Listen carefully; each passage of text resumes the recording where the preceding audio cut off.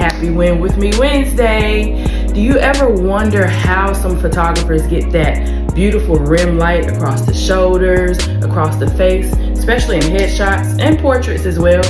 Well, this week's Win With Me Wednesday is going to show you how to do that. This week's product will be a good pair with last week's product, which was the Godox 8200 flash. This week we've got the Godox 9x35mm softbox.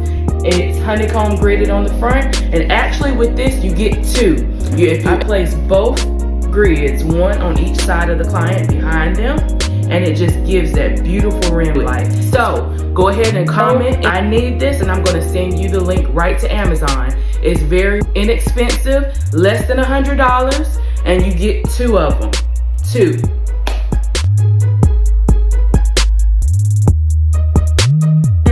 Stay tuned for more Win With Me Wednesdays.